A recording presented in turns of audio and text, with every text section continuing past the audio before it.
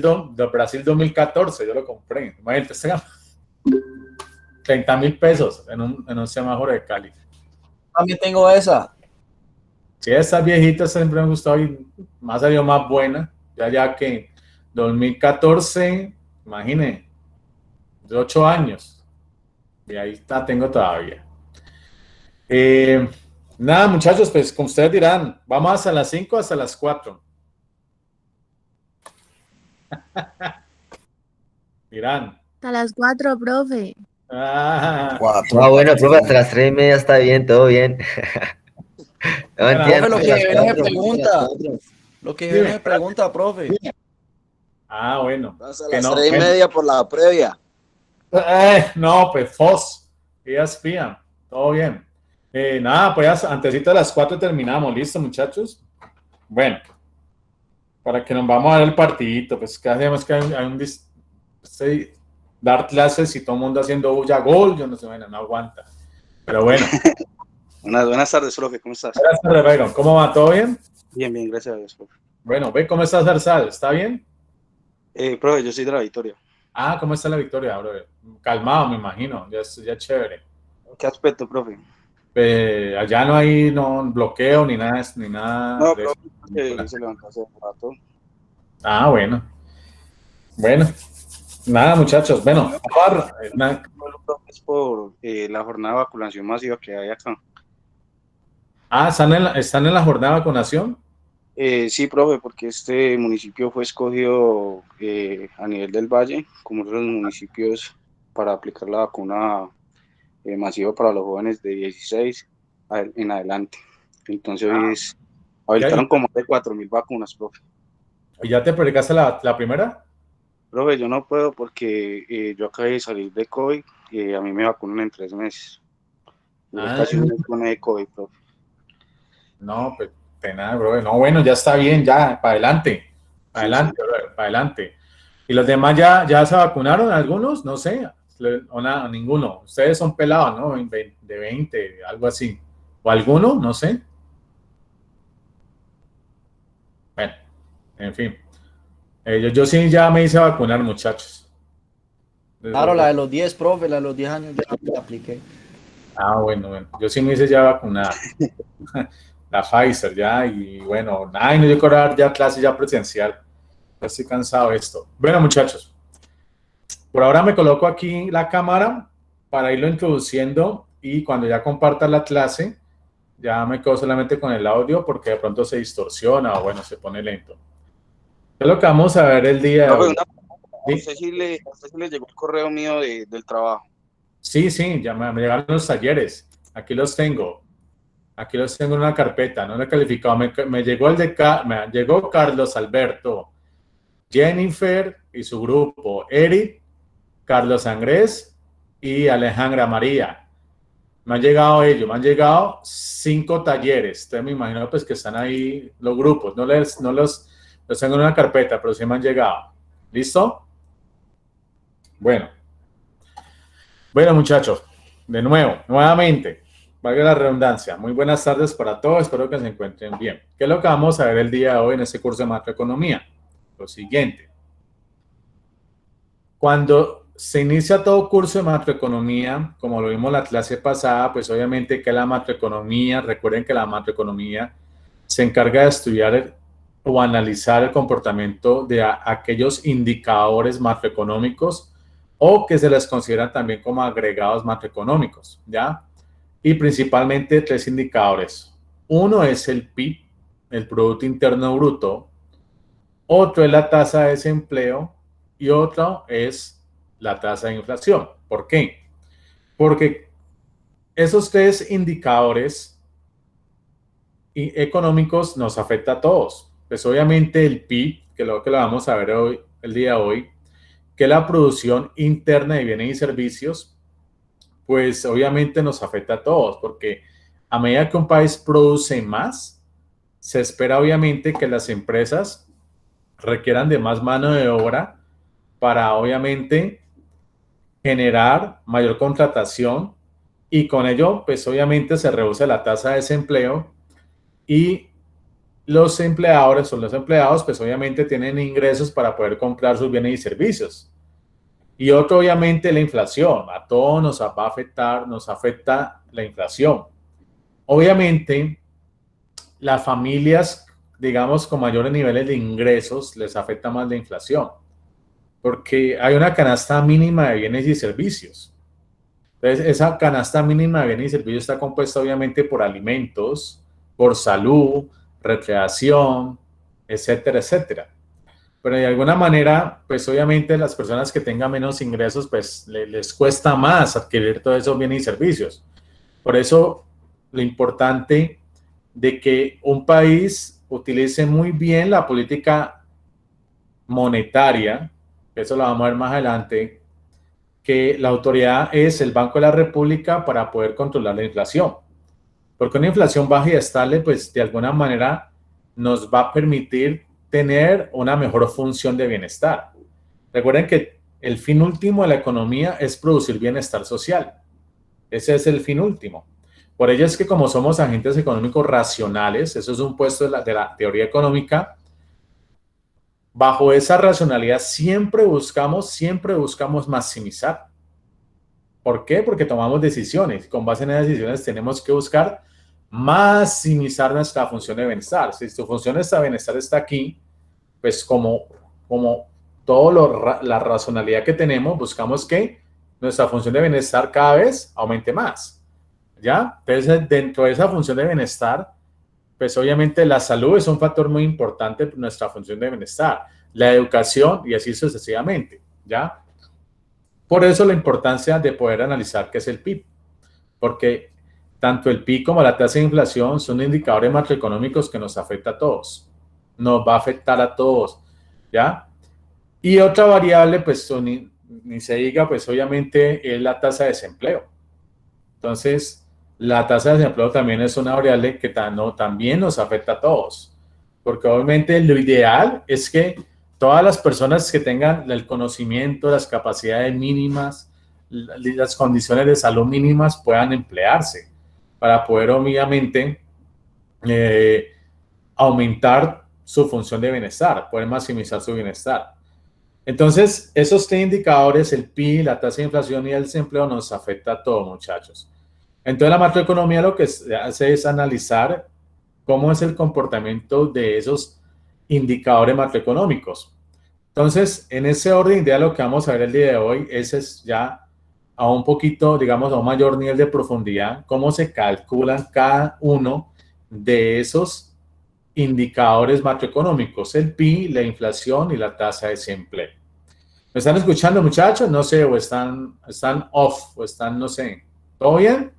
Sí, profe. Sí, profe, todo bien. Listo, estoy intentando conectarnos, pues, en lo posible. Entonces, con base en esa introducción, muchachos, pues por ello es que siempre me pregunta, pues que lo ideal es que todos en estos momentos busquemos maximizar nuestra función de bienestar. Eso es lo ideal, no reducirla, no reducirla. Por eso es que la economía, pues, es una ciencia social, pues, por eso es que, como es una ciencia social, para ser economista, se necesita ser matemático, estadístico, historiador, sociólogo, psicólogo y obviamente economista. Entonces, por eso la formación de economista, pues nos toca a nosotros ver todas las asignaturas de historia, de sociología, de psicología, matemática, ¿sí? Estadística. Entonces, eso nos ayuda a tener, digamos, un análisis más profundo, ¿ya? En ese orden de ideas, por eso es que les recomiendo a todos, siempre tenemos que buscar en la manera de nuestras posibilidades aumentar nuestra función de bienestar. Es así, muchachos, ¿ya? Entonces, por eso es que la toma de decisiones que cada uno realice en la vida cotidiana o aumenta o nos reduce nuestra función de bienestar. Eso es vital. Por eso la toma de decisiones es muy determinante, muy relevante para que con base en esas decisiones pueda generarnos una mayor función de bienestar. Eso es determinante. Por eso, pues, obviamente, educarse, adquirir conocimiento es una variable muy relevante, muy determinante para nuestra función de bienestar. Pero obviamente, como ustedes lo escuchan, digamos, en la vida cotidiana, pues también hay una variable muy importante en nuestra función de bienestar, que es la salud, ¿ya? Una buena salud nos permite, obviamente, ser más productivos en el mercado laboral y, obviamente, pues nos ayuda a tener un empleo y aportar al PIB, al Producto Interno Bruto de un país. Entonces, por eso la importancia, a veces no son temas económicos, se dicen, pero obviamente tienen que ver mucho con la economía, de los buenos hábitos, ¿sí?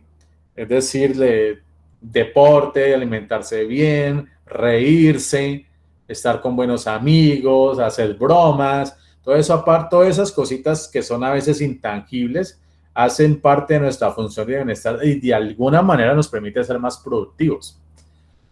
Bueno, echando ese carretazo, muchachos, ya les comparto la clase. Voy a quedar solamente con el audio y les comparto ya la clase. De momento, por favor, muchachos. Ya se las comparto. Un momento, ya está acá. Listo. Ya.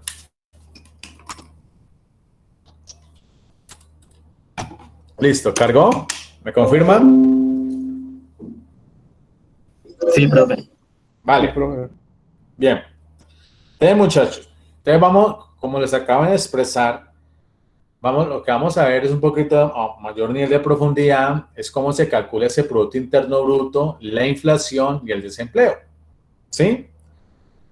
Pues esos son los tres principales indicadores macroeconómicos que de alguna manera, vuelvo y repito, afecta nuestro nivel de bienestar. Y miren cómo una pandemia está afectando nuestro nivel de bienestar. Cómo una pandemia más paro está reduciendo nuestra función de bienestar, ¿cierto? A veces también, pues, de por sí, acabo de ver, no, de ayer la vi, la noticia, es, pues, no sé si expresar esto, pero bueno, trato de expresarlo lo más románticamente posible. Pues, una de la teoría económica indica y expresa que el gobierno tiene que, como finalidad, resolver todos los problemas sociales y económicos, ¿ya? Entonces, por eso a veces uno espera pues que el gobierno aporte a nuestra función de bienestar, ¿no? Pero pues lastimosamente en este tipo de países tan desiguales, pues uno observa que el gobierno como que, no sé, no, el aporte en la función de bienestar social es muy poco. No sé si me hago entender con lo que acabo de expresar, muchachos. No sé. Si están acá, no sé. Hola. Sí, profe. Bueno. Pero va relacionado a qué es lo que usted nos está diciendo del gobierno, profe. Explíquenos un poquito sobre eso. Porque es que, como estábamos hablando de indicadores, vamos a hablar de indicadores macroeconómicos, y la clase pasada les comenté que todos esos cambios en el PIB, cambio de las tasas de inflación, cambio de la tasa de desempleo, pues aumenta o reduce nuestro nivel de bienestar. Pues obviamente el gobierno también tiene que contribuir en nuestra función de bienestar, ¿ya? En que cada uno de nosotros, obviamente, de manera, digamos, individual, busquemos cada uno aumentar nuestra función de bienestar. Pero a veces el gobierno también tiene que contribuir a nuestra función de bienestar. ¿A qué voy? Que pues, vi una noticia que uno dice, eso no puede ser que, eso debe ser una política de Estado. ¿Qué quiere decir? Que independientemente del presidente que llegue obviamente a ser presidente de este país, tiene que seguir desarrollando esa política. Entonces, hoy vi la noticia, ayer la vi, pero hoy la leí mejor, que el Congreso tumbó, ¿cómo es que se llama? La universidad gratis. La matrícula cero. Eso, se me fue la paloma, la matrícula cero. O sea, ¿cómo? O sea, si uno los... voy acá al siguiente análisis y reflexión. El gobierno, por teoría, tiene que buscar solucionar todos los problemas sociales, corregirlos. A veces, las soluciones no son perfectas, ¿sí? pero tiene que buscar que esas soluciones tengan el mínimo nivel de imperfección. Entonces, la matrícula cero no puede ser una política momentánea, tiene que ser una política estable, ¿ya? Entonces, cuando uno escucha, por ejemplo, ese tipo de noticias del Congreso, del gobierno, pues uno dice, por favor, gobierno, ¿hasta cuándo vamos, cuándo se le va a ver un gobierno que verdaderamente aporta a nuestra función de bienestar?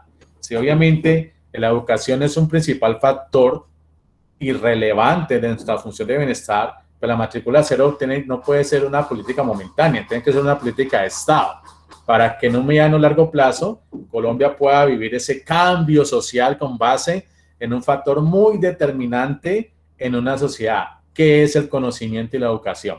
¿Sí me hago entender ahí, muchachos, con el compañero que me preguntó ahora? No sé. Sí, profe, sí. Es eso, ¿ya? Entonces, Profe, pero entonces ahí no entraría una acción de tutela, dado de que, pues con la situación que está viendo el país actualmente, fue uno de los convenios que se hizo con el gremio el gremio estudiantil, que es el que representa su eso. O sea, yo no me veo representado con el gremio del paro, prácticamente porque ellos están buscando beneficios propios.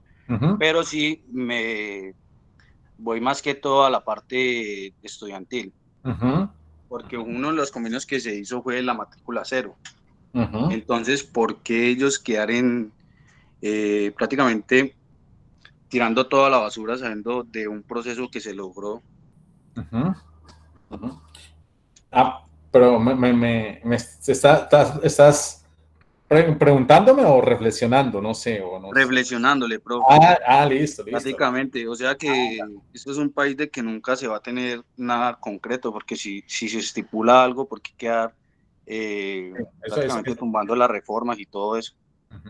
Sí, eso es, pues, es muy lamentable, ¿no? Es muy lamentable eso. Por eso los países desarrollados, la educación universitaria es gratuita. Si usted va en otros países desarrollados, Francia, Inglaterra, Finlandia, por si toda la educación es gratuita, ¿ya? Entonces, no sé si por una acción de tutela o no qué sé, pero eso tienen que ser políticas de Estado, ¿ya? Por eso es que a veces las políticas como duran solamente 4 años, entonces las políticas no buscan solucionar al 100% en lo posible los problemas sociales, porque no son políticas de Estado. Entonces llega otro presidente y entonces comienza a aplicar otra política y la política que venía anteriormente construyéndose, entonces ya no puede seguir desarrollándose porque llegó un nuevo presidente. Es como decir, tú construyes el primer piso y espera que el nuevo presidente siga construyendo sobre mi primer piso y haga el segundo piso y así sucesivamente. Pero no, se tumba todas las políticas. Entonces, es muy lamentable escuchar las cositas, ¿no? Es tenaz. Pero bueno, gracias por la intervención, compañero. Haciendo eso, o sea, un poquito de catarsis, como la acabo de hacer, entonces vamos a lo siguiente. Dice, muchachos, este es un pequeño extracto del discurso presidencial de John F. Kennedy, que fue un presidente de los Estados Unidos, ¿ya? Y dice lo siguiente, muchachos, dice, ¿verdad? El Producto Interno Bruto no tiene en cuenta la salud de nuestros niños, la calidad de su educación o el gozo que experimenta cuando juegan. No incluye la belleza de nuestra poesía ni la fuerza de nuestros matrimonios, la inteligencia de nuestro debate público ni la integridad de nuestros funcionarios públicos. No mide ni nuestro coraje ni nuestra sabiduría, ni nuestra devoción a nuestro país. Lo mide todo.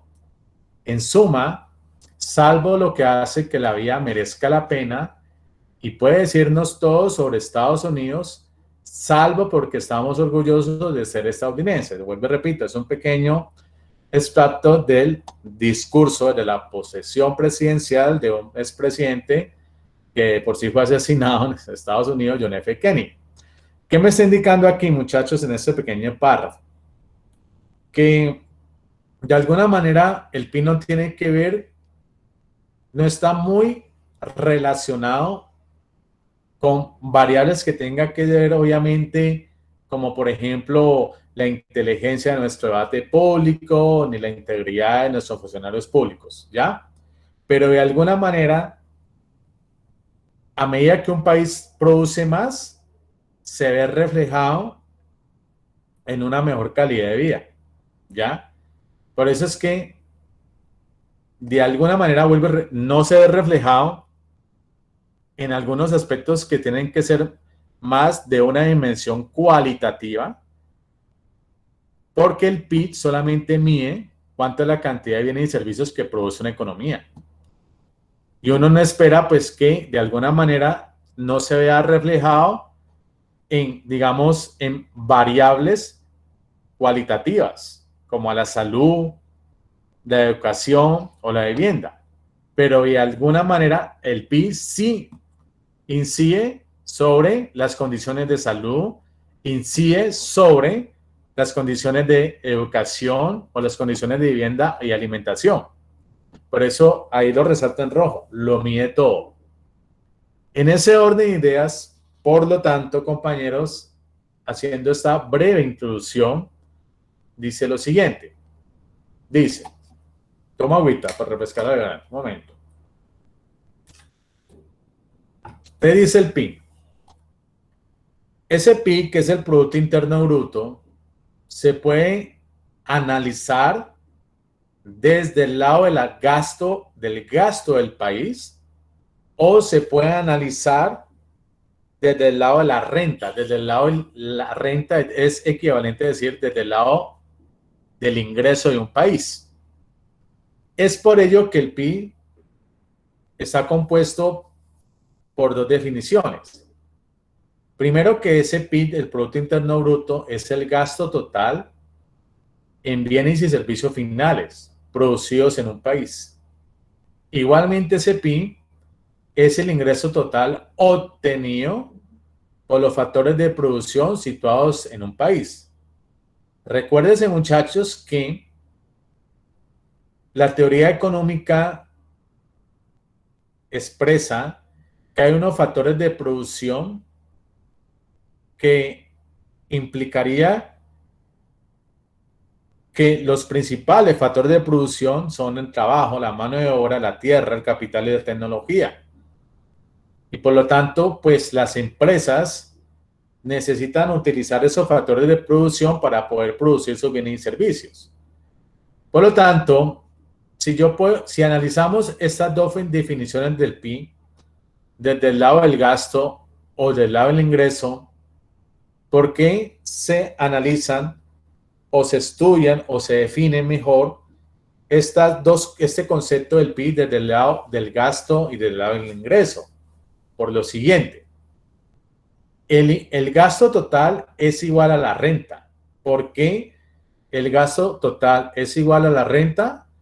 Porque cada euro o cada peso, supongamos, gastado por un comprador, significa un ingreso para un vendedor. Es por ello, muchachos, que obviamente se espera que si un país gasta un peso, de alguna manera ese peso gastado por el comprador sea equivalente a un ingreso que recibe el vendedor. Entonces, por eso es que se produce esa identidad macroeconómica, donde el gasto tiene que ser igual al ingreso o el ingreso tiene que ser igual al gasto. ¿Me he hecho entender por ahí? No sé, muchachos. Hola. Sí, profe. ¿Seguro? Bueno. Te dice lo siguiente. En ese orden de ideas, por eso es que es importante entender que por qué un peso gastado por un comprador es equivalente a un ingreso recibido por un vendedor. ¿Por qué? Porque existe un modelo, y recuerden que los modelos es la simplificación de una realidad. Y un modelo, como es una simplificación de una realidad, y la realidad es muy compleja, es el modelo del diagrama de flujo circular. ¿Cómo se entiende? Aquí en este modelo participan dos agentes económicos, empresas y hogares. La misión de las empresas es producir bienes y servicios de manera eficiente. La misión de los hogares, poder satisfacer sus necesidades. Es por ello que, por lo tanto, los hogares son dueños de esos factores de producción. De esos factores de producción, pues la mano de obra o el trabajo, los hogares son dueños de ese factor de producción. Por lo tanto, las empresas pues contratan mano de obra para producir sus bienes y servicios. Por lo tanto, al contratar mano de obra a las empresas para poder producir sus bienes y servicios, pues eso indica que las empresas tienen que pagar salarios o rentas o ingresos que perciben los hogares.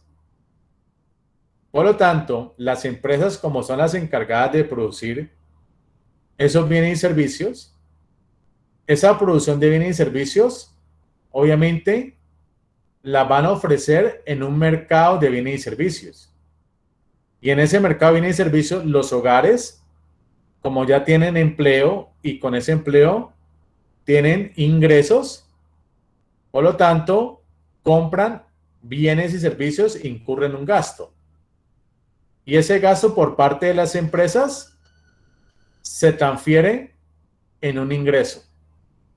Entonces, por eso es que tanto las empresas como los hogares, que son dos agentes económicos muy determinantes, pues mediante el modelo del diagrama del flujo circular, nos permite observar y analizar mediante este diagrama cómo se entiende la relación entre las empresas y los hogares.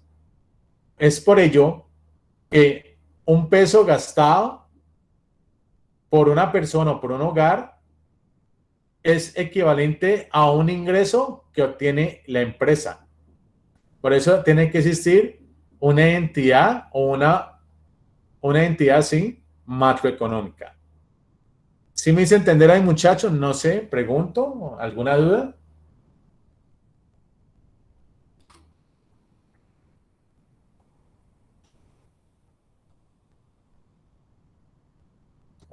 Sí, profe, pues más o menos sí la entendí, capté la idea.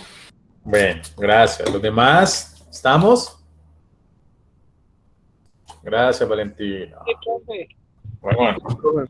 Bueno. Por lo tanto, con base en esto que estamos planteando, muchachos, dice lo siguiente. ¿Qué? Lo siguiente. Listo. Valor añadido es similar a decir valor agregado. ¿Ya? ¿Y qué es el valor añadido? Pues el valor añadido o el valor agregado de una empresa es el valor de su producción menos el valor de los bienes intermedios que la empresa utiliza para dicha producción. Recuerden que las empresas deben pagar un precio por la utilización de esos factores de producción. Debe pagar un precio por la tierra, debe pagar un precio por la tecnología, debe pagar un precio por el capital y obviamente debe pagar un precio por la utilización de la mano de obra. Por lo tanto, pues el valor añadido o valor agregado, como lo estoy expresando aquí, muchachos, es el valor de su producción. Pero ese valor de la producción le debe restar el valor de los bienes intermedios que es necesario utilizarse para hacer el bien final. Si vamos a hacer una mesa, pues para hacer ese bien final, una mesa, se deben utilizar unos bienes intermedios, como obviamente la madera, la mano de obra, tornillos, pintura, energía, en fin. De la sumatoria de todos esos bienes intermedios, muchachos, pues viene a lo último a generar el valor de la producción. ¿Por qué? Porque pues para hacer ese bien final, que es una mesa, pues esa mesa tiene un valor agregado. ¿Cuál es ese valor agregado? La utilización de esos bienes intermedios. ¿Me hago entender ahí, muchachos? Sí, profe. Bien, gracias, compañero, compañera. En ese orden de ideas, por lo tanto, dice lo siguiente. Es un simple ejercicio muy fácil, muchachos. Mire, un agricultor cultiva un quintal de trigo y lo vende a un molinero por €1. El molinero convierte el trigo en harina y la vende a un panadero en €3. El panadero utiliza la harina para hacer pan y lo vende a un ingeniero por €6. Y por último, pues el ingeniero se come el pan. Calcule y compare el valor añadido en cada etapa de la producción y el PIN. Pues mire que el bien final es el pan. Pero para hacer este bien final, el pan se debió haber cultivado trigo. Con ese trigo se debió haber transformado el trigo en harina y con esa harina se transformó en pan, que sería el bien final. Entonces miren que gradualmente hay una transformación de un insumo primario que bajo esa transformación de ese insumo primario se le va añadiendo un valor agregado para ese bien final. Por lo tanto, en ese orden de ideas dice lo siguiente, muchachos. No sé, ¿me hice entender aquí con ese ejemplo, compañeros? Sí, profe, claro. Sí. Bien. Por lo tanto, en ese orden de ideas dice, ok, ¿qué son los bienes finales, el valor añadido, el valor agregado o el PIN? Lo siguiente. El PIN es el valor de los bienes finales producidos. Listo. Y además, el PIN va a ser igual a la suma del valor añadido de todas las etapas de producción. Vuelvo y repito, el PIN es el valor de los bienes finales producidos. Y a su vez, el PIN va a ser igual a la suma del valor añadido en todas las etapas de la producción. Me devuelvo. ¿Cuál sería el valor añadido en todas las etapas de producción de este ejemplo? ¿Qué es la suma? ¿De cuánto sería el valor añadido de ese bien final del PAN?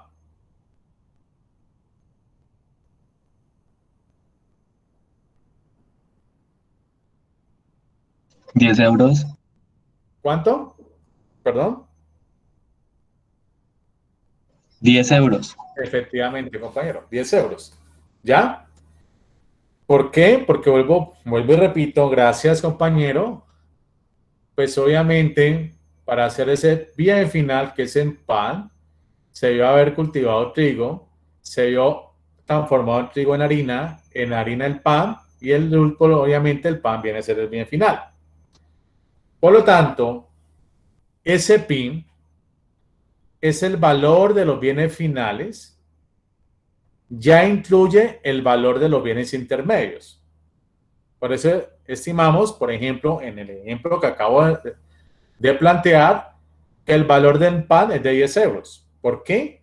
Porque si el valor del pan es de €10, ese valor del pan ya está incluido la utilización o el precio de los bienes intermedios para hacer ese bien final. Por lo tanto, si el PIN, el valor de los bienes finales ya se incluye en el valor de los bienes intermedios, por lo que incluir bienes finales e intermedios en el PIN significaría una doble contabilidad. Por eso es que cuando se calcula el PIB, solamente se tiene en cuenta la producción del bien final, porque se espera o se estima, obviamente, o se infiere que el valor de ese bien final ya está incluido el precio de la utilización de los bienes intermedios. Es por ello que para el cálculo del PIB solamente se tienen en cuenta los bienes finales, no los bienes intermedios. ¿Me hago entender ahí, muchachos?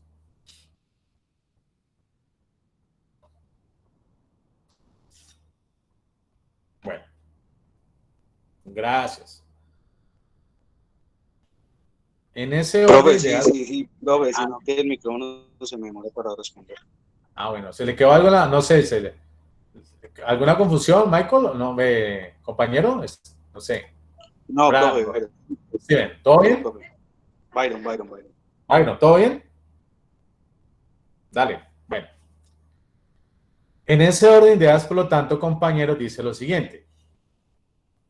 El PIB, la teoría macroeconómica indica que el PIB está compuesto por los siguientes elementos o aspectos. ¿Cuál es? Que esos componentes del PIB, del gasto,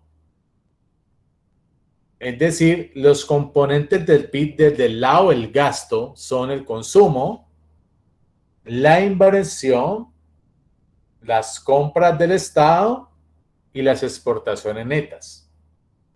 ¿Ya? Entonces, uno se preguntará, ¿por qué el PIB desde el lado del gasto está compuesto por el consumo, la inversión, las compras del Estado y las exportaciones netas? Por lo siguiente, dice, ¿qué es el consumo? Definición: el valor de todos los bienes y servicios adquiridos por los hogares, que incluye bienes duraderos, no duraderos y de servicios. Un ejemplo de un bien duradero, pues un automóvil, un electrodoméstico, hace parte del consumo de un bien duradero. Un ejemplo de un bien no duradero, los alimentos, porque son perecederos, o la ropa. Y otro ejemplo del consumo, pero desde el lado del servicio. Se indicaría que es el trabajo realizado para los consumidores, como el lavado de la ropa o los viajes de avión. Entonces, todas las familias, muchachos, o realizamos bienes duraderos o realizamos bienes no duraderos o de servicios. Entonces, el consumo, que es el valor de todos los bienes y servicios adquiridos por los hogares, eso indicaría que los hogares vamos a adquirir tanto bienes duraderos como no duraderos y de servicios. Y eso sería ese primer componente del PIB, el consumo. ¿Cuál sería el otro componente del PIB? La inversión. ¿Ya? Y aquí me estoy refiriendo a la inversión privada. Las empresas son las encargadas de realizar las respectivas inversiones. ¿Para qué? Pues obviamente para poder aumentar la producción. Pero las empresas realizan inversiones siempre y cuando la demanda de su producto responda al mercado. Es por ello que si la demanda de su producto responde al mercado, las empresas les permiten realizar mayores inversiones. Por lo tanto, esa inversión se puede definir de la siguiente manera. Definición 1. Gasto en el factor de producción. Es el capital. Recuerden que las empresas tienen que pagar un precio por la utilización de los factores de producción. ¿Listo? ¿Y cuál sería la otra? La segunda definición, el gasto en bienes para uso futuro. Que las empresas, como constantemente realizan inversiones, esas inversiones que van a incluir la inversión en bienes de equipo, compra de nueva planta y servicios por parte de las empresas para producir otros bienes y servicios. También las empresas realizan inversiones en construcción, compra de nuevas viviendas por parte de los hogares y los inversionistas. Y obviamente, la variación de las existencias, que las existencias son los inventarios. ¿Qué es? Pues es el cambio en el valor de las existencias de las empresas. Recuerden que, pues, teóricamente se espera que el 100% que produzca una empresa, pues que ese 100% de su producción se pueda vender. Pero a veces las condiciones del mercado no permiten vender ese 100% de su producción. Por lo tanto, esa parte de la cual no se pueden vender, pues obviamente viene luego a ser parte de los inventarios o de las existencias de una empresa. ¿Alguna pregunta aquí, muchachos? No sé. No, profe. No. ¿Cuál es el otro componente del PIB? El gasto. Pero voy acá, el gasto público. Pero vamos aquí, a lo siguiente. Antes de entrar a analizar qué es el gasto público, es importante poder diferenciar qué es una inversión versus qué es el capital. Y lo siguiente. Para poder diferenciar entre qué es una inversión versus qué es el capital, la siguiente anotación. ¿Cuál? Que la inversión es el gasto en capital nuevo. Ejemplo.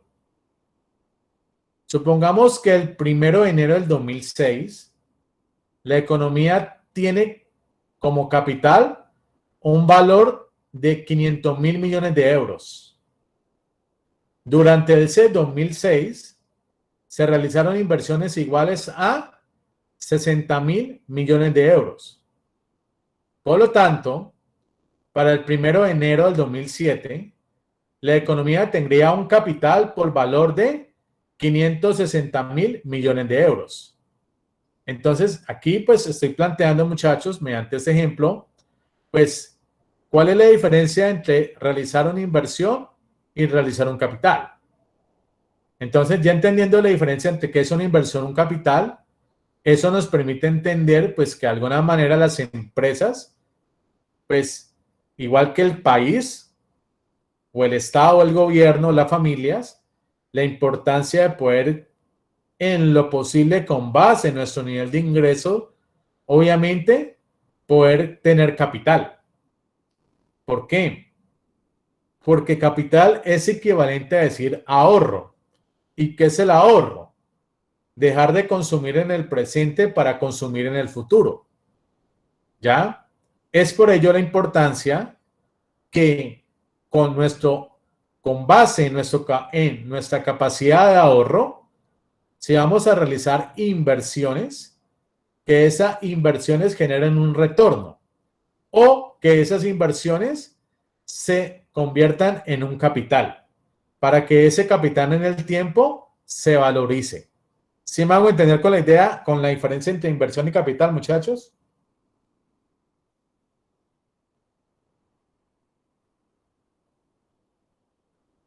Sí, profe. Sí, profe.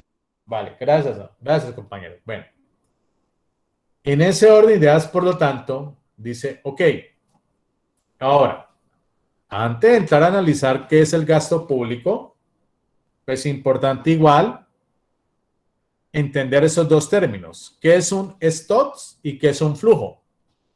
Te dice lo siguiente, muchachos.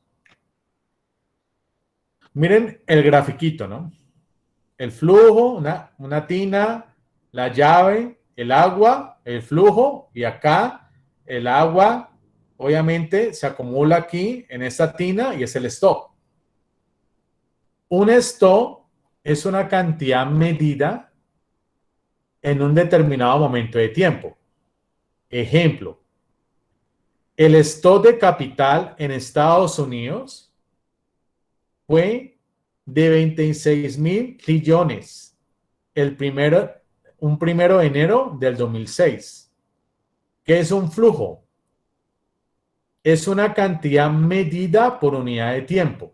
Ejemplo, la inversión en Estados Unidos fue de 2,5 trillones de dólares durante el 2006. Entonces, con base en estos ejemplos, nos permite entender y diferenciar entre qué es un stock y qué es un flujo. Por lo tanto, en ese orden de ideas, dice lo siguiente. Ejemplo. Stock, la riqueza de una persona. Flujo, los ahorros anuales de esa persona. Stock, el número de personas con diploma universitario. Flujo, el número de graduados universitarios este año. Stock, la deuda pública. El flujo, déficit fiscal o, a su vez, déficit presupuestario. ¿Vamos bien ahí, muchachos? No sé. Sí, profe. Gracias, compañera. Por lo tanto, gracias. ¿Sí? No sé. ¿Qué me está diciendo, compañero? Sí, bueno, bien. Por lo tanto, dice lo siguiente. Intentemos de participar en lo siguiente, muchachos. Definamos si cada uno de esos aspectos es un stock o es un flujo. Por ejemplo, el balance de su tarjeta de crédito.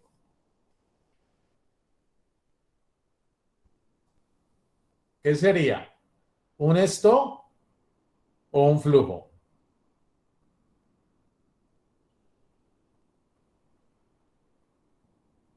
Un flujo, profe. Ajá. ¿Por qué? ¿Por qué, compañero? ¿Por qué el balance de su tarjeta de crédito lo considera como un flujo? Porque este se mide a través de periodos, ¿no? Entonces, pues...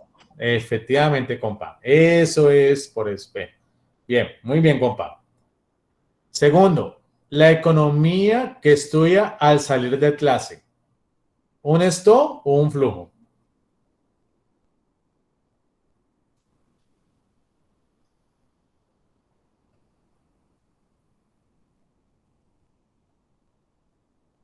La economía que estudia al salir de clase.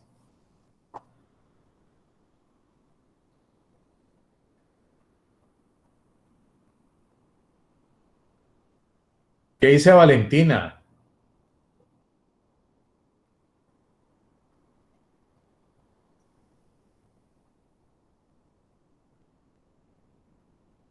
No dice nada. No, profe, espere que estoy pensando. Dijéralo bien, pues. Vaya digiriendo. La economía que estudia al salir de clase.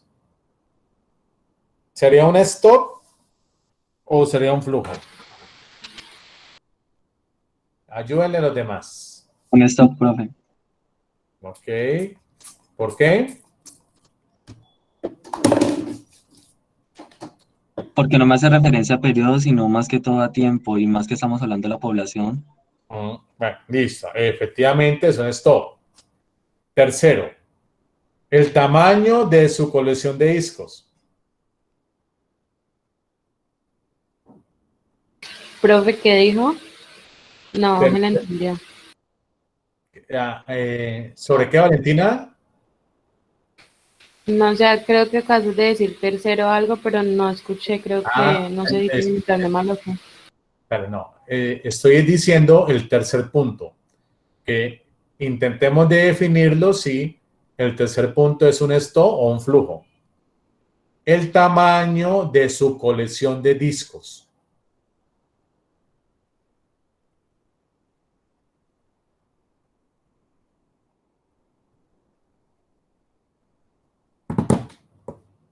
Vamos. Pues puede ser flujo, profe, por el tiempo en el que se logró para tener la cantidad de discos. ¿Qué dicen? ¿Alguien dice lo contrario? Sería un stock porque está hablando de la colección, de lo que ya tiene. Efectivamente. Por eso es que cuando está bien, compañera, en el tercer punto, el tamaño de su colección de disco, pues obviamente hay una colección de disco que obviamente debería siendo parte del stock de la cantidad de discos que ha coleccionado durante un tiempo determinado. Pero eso es un stock. La tasa de inflación. Flujo, profe. Efectivamente, porque la inflación cambia constantemente. Y la tasa de paro o la tasa de desempleo. Flujo también. ¿También qué? También por lo que cambia constante. Y entonces, por lo cambio constante, ¿es un flujo o un stock? Un flujo. Efectivamente, compañero. Muy bien. Entonces, entendiendo entonces qué es un stock y un flujo, con base en estos ejemplos que acabamos de plantear, vamos a lo siguiente. Compras del Estado. El Estado, para que pueda funcionar, tiene que realizar compras. Pero obviamente, pues, para que pueda realizar esas compras el Estado, ¿de dónde provienen esos recursos? Pues de los impuestos, ¿ya? Por lo tanto, pues, las empresas pagan impuestos y las familias también pagan impuestos. Esas compras del Estado, ¿qué incluye? Todas las compras de bienes y servicios de administraciones, de toda la administración pública. ¿Qué excluye esas compras? Excluye las transferencias, ¿como cuáles? Pago por seguro de desempleo. ¿Por qué el pago de seguro de desempleo no hace parte del gasto del Estado? Porque estas no representan gastos en bienes y servicios. Recuerden que el Estado, pues obviamente para que pueda funcionar, vuelvo y repito, tiene que recoger ingresos. ¿De dónde provienen esos ingresos? Pues de los impuestos que todos pagamos, tanto las empresas como las familias. Y con base en esos ingresos, pues tienen que realizar gastos, tienen que pagar salarios, tienen que pagar agua, tienen que pagar energía y así sucesivamente. Y recuerde que esto, el gasto del Estado es un componente del PIB. ¿Cuál es el otro componente del PIB, muchachos? Las exportaciones netas, que es la diferencia entre la cantidad de bienes y servicios que un país exporta menos la cantidad de bienes y servicios que un país importa. La diferencia entre lo que se exporta y de lo que se importa también se le conoce con el nombre de balanza comercial. Y si un país exporta más de lo que importa, el país estaría produciendo una balanza comercial positiva. Lo inverso. Si un país importa más de lo que exporta, el país estaría produciendo una balanza comercial negativa. Si uno analiza aquí esta gráfica, muchachos, cómo ha sido el comportamiento de las exportaciones netas de los Estados Unidos durante 1950 al 2006, ustedes observan, muchachos, que prácticamente siempre los Estados Unidos se han enfrentado a una balanza comercial negativa, que indicaría que el país estaría importando más de lo que está exportando. Y por lo tanto, si la balanza comercial es negativa, pues eso genera un efecto negativo sobre la producción interna de bienes y servicios. Por lo tanto, entendiendo entonces cada uno de estos componentes del PIB, consumo, inversión, gasto público y exportaciones netas, miren el siguiente grafiquito, muchachos. Tomando agüita. Este siguiente grafiquito analiza cómo es el comportamiento del PIB en Colombia. Voy a ampliarlo un poquito. Listo. Mire. ¿Cómo es la evolución de la participación porcentual de los componentes del gasto durante ese periodo de años, 2014 al 2017? Consumo, inversión, gasto público y exportaciones netas. ¿Qué es lo particular aquí? De todos los componentes del PIB, ¿cuál es el componente que mayor aporta al PIB en Colombia, muchachos?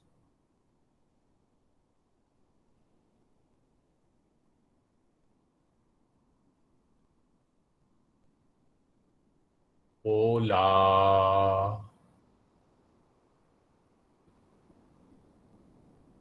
Hola. ¿Cómo, profe? Después repito, de todos los componentes del PIB, ¿cuál es el componente del PIB que mayor aporta al PIB en Colombia? Según la gráfica. El consumo. El consumo. Miren que en todos los años, miren el nivel de consumo en Colombia. Es casi el 70%. Mire el aporte en la inversión. ¿Sí? Casi el 25%. El aporte del gasto público al PIB. Casi no más del 15%. Y el aporte de las exportaciones netas al PIB. No aporta nada, aporta negativamente. ¿Qué indicaría? Que la economía colombiana se caracteriza por ser un país que importa más de lo que exporta. Es por ello que la balanza comercial siempre ha sido negativa en la economía colombiana. Esto nos permite deducir, muchachos, por lo tanto, que las familias colombianas somos muy ¿qué? ¿Realizamos inversiones o realizamos más consumo que inversión? Más consumo, profe. Efectivamente, somos una sociedad muy consumista. ¿Ya? Ese es como analizarlo pues un poquito. Por eso, no todo consumo es una inversión. ¿Ya? Por eso, muchachos, en la medida de lo posible, cuando ustedes tienen ingreso con base en su capacidad, obviamente, ese ingreso se produce por base en un empleo, le permite generar ahorro. Importante.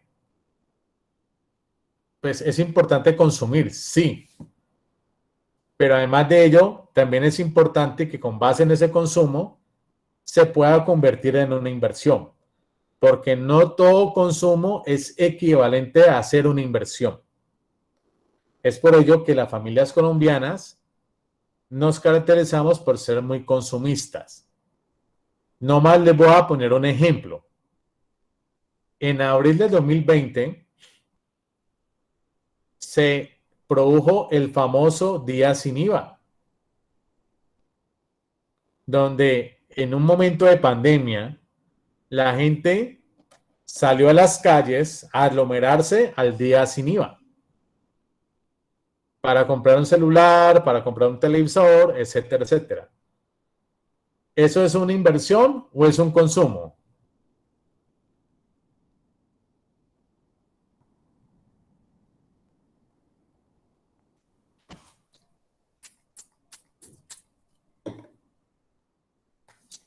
Hola muchachos, no sé, ¿estamos acá? No sé.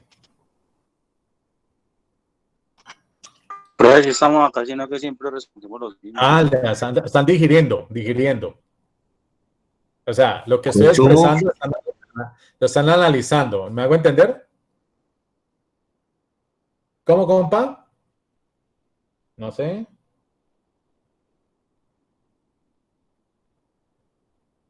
Hola. ¿Cómo, profe? ¿Qué acabo de decir? Es que se escuchan recortados. Ah, bueno, vuelvo y repito. No, la gráfica nos está mostrando que obviamente de los componentes del PIB, el componente que mayor aporta al PIB es el consumo, lo que nos permite deducir o inferir que las familias colombianas se caracterizan por ser muy consumistas, ¿ya?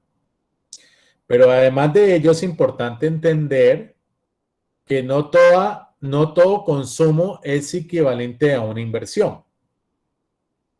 Entonces, un buen ejemplo de por qué las familias colombianas son muy consumistas es lo que pasó el año pasado en abril, el día sin IVA. Que el día sin IVA todas las familias salieron a aglomerarse en un momento de pandemia a adquirir bienes y servicios de consumo, no de inversión. ¿Me hago entender ahí, muchachos? Sí, profe. Sí, profe. Sí, profe. Entonces, esas son las, digamos, las ironías de la vida, ¿no? O sea, no todo, por eso vuelvo y repito, no todo consumo es equivalente a una inversión. Entonces, eso nos lleva obviamente a poder deducir, vuelvo y repito, que las familias colombianas se caracterizan por ser muy consumistas. Entonces, adquirimos el último teléfono, adquirimos el último televisor, el último equipo de sonido, no sé, algo así, pero ese tipo de consumo no es inversión, es consumo. ¿Por qué? Porque ese tipo de bienes y servicios se deprecia en el tiempo. ¿Sí me hago entender ahí con la idea, muchachos? Sí, profe. Vale. Sí, profe. Gracias. Es por ello la importancia, muchachos, que yo siempre recalco a mis alumnos como ustedes, que cuando realicen, tengan su dinero, en fin, con base en su trabajo, y con base en ese trabajo usted puede tener dinero y obviamente generar ahorro, que si usted la va a utilizar, realice para poderlo generar una inversión y no un consumo, ¿ya? Es por ello que siempre recalco que uno de los factores que verdaderamente genera inversión y que nos genera retorno en el tiempo siempre ha sido la educación. Es por ello que la educación no se puede considerar como un gasto, sino como una inversión, porque se espera que en un mediano o largo plazo, todos esos años que usted realizó para educarse, le retorne de alguna manera esos años de educación en un mejor ingreso. Es por ello de la importancia de entender que la educación no es un gasto, sino una inversión. ¿Estamos, muchachos? No sé. Sí, profe. Sí, profe. Gracias, compañeros. Muchachos, 3:20, 10 minuticos, hago chichi, me camino y nos vemos en 10 minuticos y vemos una última parte y para que nos vamos a ver el partidito. ¿Listo? Bueno, profe. 10 minuticos. Bueno, profe. Me demoro. Gracias.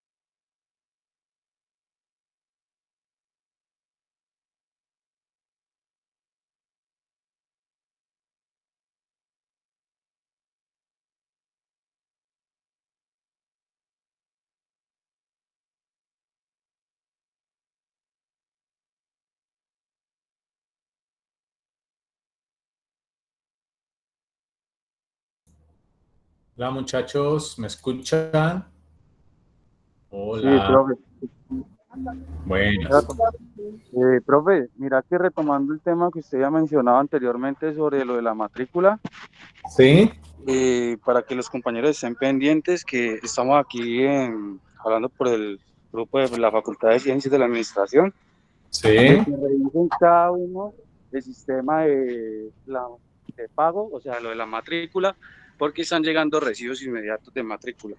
Entonces, para que estén pendientes para poder hacer la respectiva queja. Bueno. Bueno, gracias, compañero. ¿Listo? Hola. Bueno, Sí, profe. bueno, gracias. Bueno, muchachos, tengo un momento acá. Quiero compartirles lo siguiente. Y es algo muy didáctico lo siguiente, muchachos. Bueno, volvamos de nuevo a coger el hilo conductor. Primero, que el PIB se puede medir o desde el lado del gasto o del ingreso.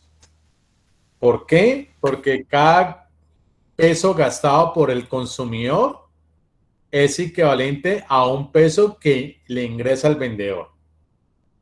Luego, que el PIB es el valor de todos los bienes y servicios finales. Que en ese valor de los bienes y servicios finales está incluido el valor de los bienes intermedios para poder realizar ese bien final.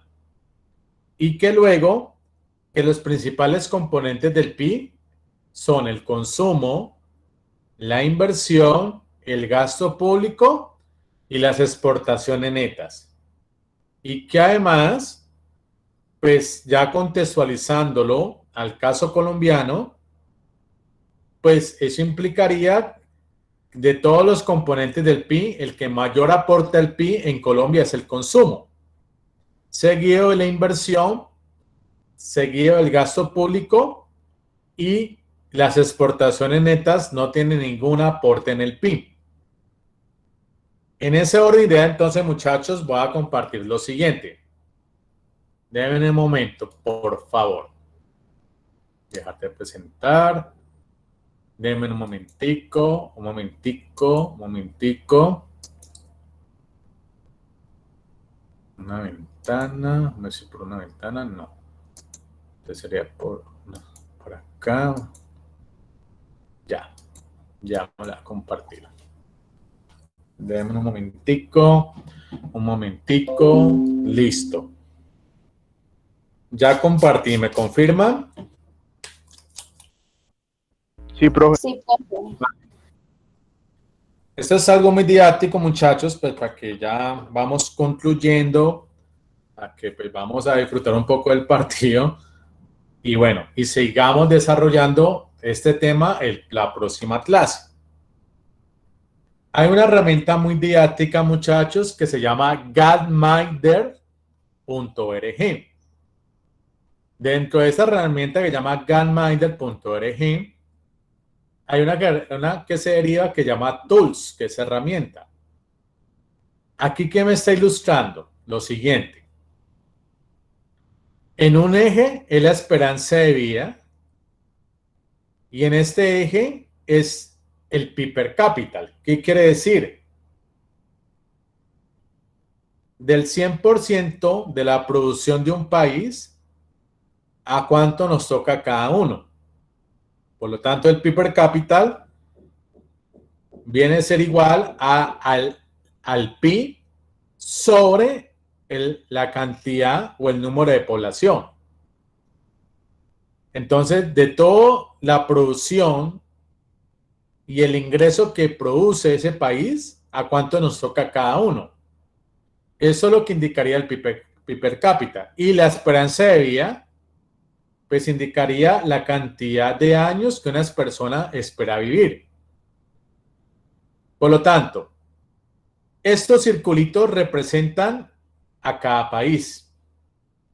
Y entre más grande sea el círculo, me está indicando que es un país con mayor tamaño poblacional. Entonces, por ejemplo, en China, en 1800 la esperanza de vida era de 32 años y el PIB per cápita por habitante era de 984 dólares anuales. Eso es equivalente, como decir, unos 200.000 pesos mensuales para una persona en China en 1800. Y si la persona vivía por encima de 32 años, pues era casi como un milagro, ¿no? Otro país, la India. La esperanza de vida era entre 25 y 26 años y el PIB per cápita por habitante era 1.050 dólares anuales. Igualmente, vuelvo y repito, entre más grande sea la circunferencia, indica que el tamaño poblacional de ese país es mucho más grande. Este verdecito, ¿a quién indicaría? ¿Qué país? A los Estados Unidos. En 1800 la esperanza de Estados Unidos, la esperanza de vida, era casi de 40 años y el PIB per cápita por habitante era de 2.130 dólares por persona al año. Vamos a Colombia. En Colombia, muchachos, miren que el tamaño de la circunferencia es muy pequeño. En 1800 la población colombiana era muy pequeña. La esperanza de vida era no más de 32 años y el PIB per cápita era de 962 dólares al año. Estos países azulitos corresponden obviamente a los países que hacen parte del continente africano, como el Congo. En el Congo, la esperanza de vida era casi de 32 años y el PIB per cápita por habitante era de 485 dólares anuales. Hay otros países, por ejemplo, este país, mire, Bélgica, en 1800 la esperanza de vida era de 40 años y el PIB per cápita de 2.410 dólares al año por persona. Entonces, vamos a ver cómo ha evolucionado la esperanza de vida y el PIB per cápita de 1800 a 1900. Para poder analizar y observar cuáles son los países que en 100 años, un siglo, han generado mayor esperanza de vida con base en un mayor PIB per cápita. Y cuáles países, a pesar de que han pasado 100 años, 1800 a 1900, aún siguen teniendo los mismos resultados pasados 100 años. Entonces voy a darle play. Y en 1900 paramos. ¿Listo? Miren.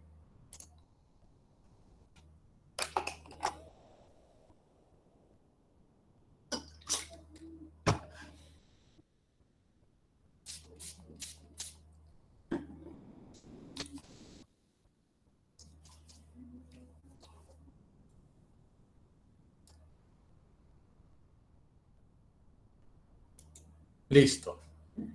Miren lo particular. El tamaño de la circunferencia de Estados Unidos aumentó. Es un país más poblado.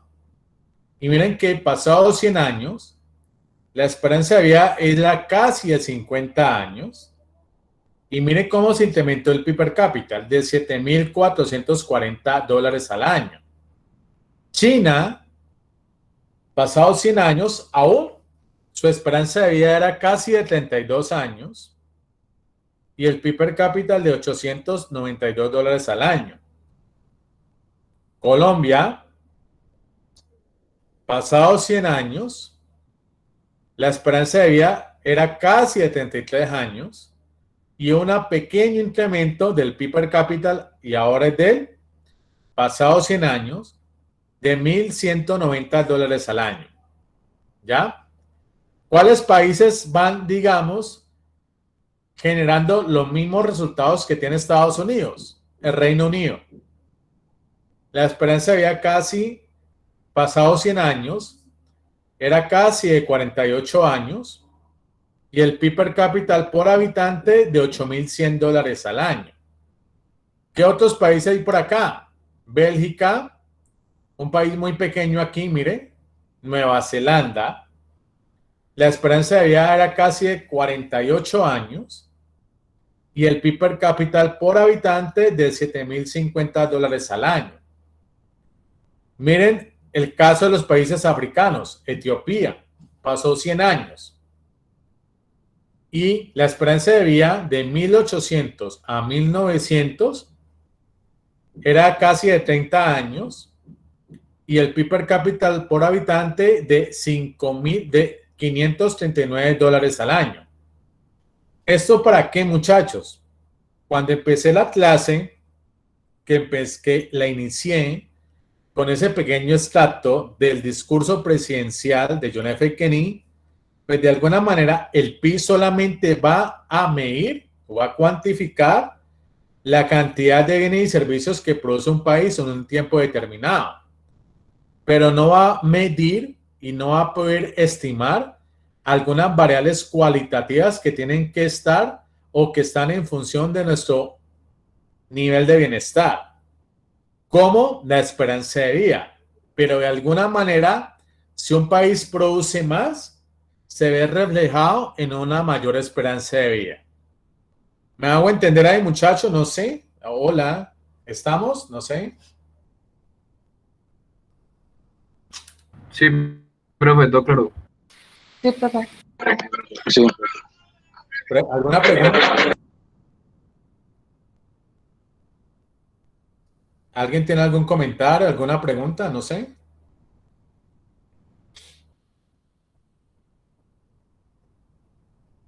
Hola. Profe, pues yo diría que... Se van y vuelve. ¿Me están escuchando, amigos? Sí, profe. Sí, profe. Bueno, paciencia, muchachos. Ahora vamos de 1900 al 2000. Otros 100 años. Listo, miren.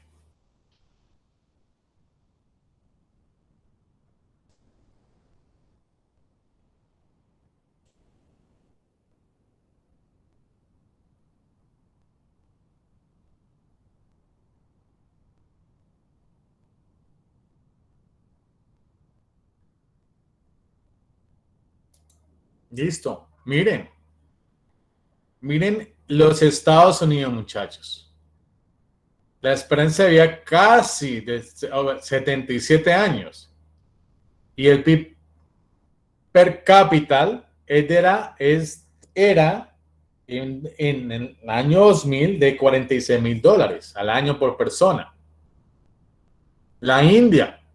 Miren cómo aumentó su tamaño de la circunferencia. Un país muy poblado.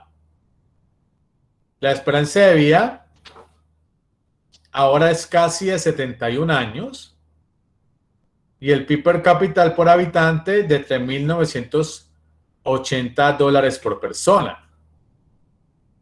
La India, igualmente, se incrementó la esperanza de vida casi a 63 años y el PIB per cápita por habitante de $2,570 al año.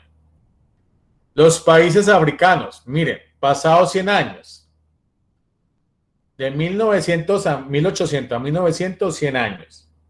De 1900 a 2000, 100 años. Vamos 200 años. Y en 200 años, un país africano como el Congo, la esperanza de vida es solamente casi de 54 años. Y el PIB per cápita de $504 por persona, el PIB per cápita de $504 por persona al año. ¿Cuáles son los países que están en ese nivel 4? Miren, Japón. Japón, recuerden que vivió 2 guerras mundiales y obviamente sufrió 2 bombas atómicas. La esperanza de vida en Japón es casi 82 años y el PIB per cápita es más o menos de $34,000 al año por persona. ¿Cuáles son esos países que están todos agrupados aquí? Bélgica, Alemania, Suecia, Italia, Australia, Francia, Reino Unido. ¿Cuáles son esos pequeñitos? Miren, Noruega. La esperanza de vida en Noruega es casi de 79 años y el PIB per cápita de $59.000. Colombia, en el 2000, la esperanza de vida era casi de 74 años y el PIB per cápita por habitante de $8.330 por persona al año. Ahora vamos al 2018. Mire, algo muy particular, China. China ya es considerado entre la segunda o tercera potencia mundial y ya hace parte del grupo G4, G5 y G9, de los países con mayores condiciones de desarrollo y crecimiento económico.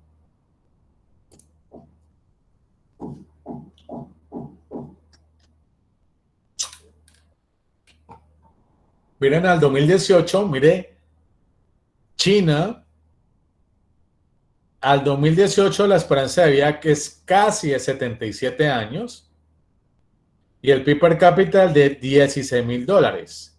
Esos países siguen relativamente teniendo el mismo patrón de comportamiento. Alemania, casi 82 años, y el PIB per cápita casi de $46.000 por persona. Colombia, al 2018, la esperanza de vida es casi de 79 años y el PIB per cápita por persona al año es equivalente a $13.700 por persona al año. Aquí, mire, el Congo han pasado 200 años, más de 200 años, y el PIB per cápita es de $751 y la esperanza de vida solamente casi de 63 años. Entonces, lo que quiero es que ustedes aquí analicen y puedan analizar y estudiar y comprender, pues que de alguna manera el PIB, que no tiene nada que ver con variables cualitativas como la esperanza de vida, porque el PIB solamente mide la cantidad de bienes y servicios que produce un país, pero de alguna manera, a medida que un país produce más, se ve reflejado en una mejor calidad de vida. Y una variable que pueda medir nuestra calidad de vida es la esperanza de vida, que indicaría la cantidad de años que una persona espera vivir. No sé, muchachos, voy a dejar de compartir. ¿Alguna pregunta aquí? ¿Algún comentario?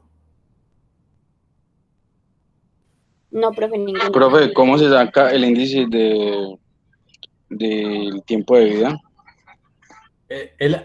La esperanza de vida no es que sea un índice, sino que la esperanza de vida implicaría la cantidad de años que una persona espera vivir. Y esa cantidad de años que una persona espera vivir, ¿qué lo explica? Pues una de las variables que lo puede explicar la cantidad de años que una persona espera vivir es su nivel de ingreso. A medida que una persona tiene un mejor nivel de ingreso, puede acceder a unas mejores condiciones de salud. Y como puede acceder a unas mejores condiciones de salud, a su vez puede acceder a unas mejores condiciones de alimentación. Y todas esas variables están asociadas a la esperanza de vida. ¿Sí me hago entender ahí, compañero? Sí, profe. Vale. Entonces, por eso es que, de alguna manera, la esperanza de vida, que es la cantidad de años que una persona espera vivir, está asociada a muchas variables. Pero de todas esas variables, ¿cuál es la variable que mayor, digamos, la variable que captura más la cantidad de años que una persona espera vivir? Su nivel de ingreso. Porque nuestro nivel de ingreso determina de alguna manera pues tener una mejor condición de salud, una mejor condición de alimentación, una mejor condición de vivienda, que son factores o aspectos o variables que nos permite tener una mejor esperanza de vida. Eso también a su vez, compañero, asociado a nuestros buenos hábitos que tengamos de vida. ¿Sí me hago entender? Muchachos, ¿estamos bien? Sí, profe, entonces ahí la palabra es la parte socioeconómica, ¿no? Claro. Es decir, por eso es que el PIB no mide la esperanza de vida, solamente mide la cantidad de bienes y servicios que produce un país. Pero pareciese que si un país produce más, obtiene mayores ingresos y con esos mayores ingresos se ve reflejado en una mayor esperanza de vida. ¿Listo? No sé, ¿estamos bien ahí? Sí, profe, todo completo, gracias. Vale, compa. Bueno, voy a dejar de compartir. Bueno, muchachos. ¿Me observan? Sí, profe. Sí, profe. Vale. Listo, muchachos. Ahí, entonces, nos vemos el próximo jueves a la misma hora, en el mismo canal, para seguir desarrollando la clase. No siendo más, pues vayan y disfruten del partido y se relajan y se cuidan del COVID. ¿Listo? Gracias, profe. Listo, profe, muchas gracias. Profe, yo me quedo al final de la clase, Bueno, profe. profe, hasta Me quedo al luego. final. Me quedo al final, profe. Necesito la hora. Bueno. Dale. Listo. Chao, muchachos. Chao, profe, gracias. Bueno.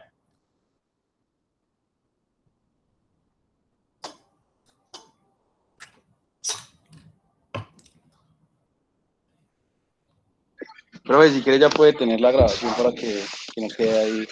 Hasta luego, profe. No, vale, ¿qué vamos a hacer? ¿Qué le pasó, Byron? Listo, profe. Profe, mira que te envié lo del trabajo de mi grupo y